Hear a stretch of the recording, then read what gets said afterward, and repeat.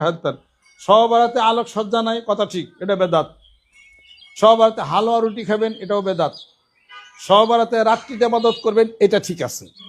কি ইবাদত করবেন? নফল ইবাদত করবেন, নামাজ, তসবিহ, তাহলিল, জিকির আজকার সব। এখন আমরাও যাবেন কিছু কিছু নামাজ পড়ি, 4 রাকাত 12 রাকাত এগুলো পড়ি। এটা নিয়ে আবার অনেক মানুষের ধাক্কা লাভ নাই কোনো। এটা তিরমিজি শরীফের মধ্যে আছে, ওটা ফালাই দিবেন ওটা।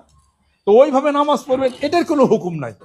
কেউ পড়লে বরকত আছে, কথা ঠিক করে রাখেন। আপনি সারাদিন কোরআন শরীফ পড়লেন, সমস্যা কিছু আছে? সব পড়লেন না, তাতে কি হয়েছে? এটা কি হারাম হয়েছে কিছু?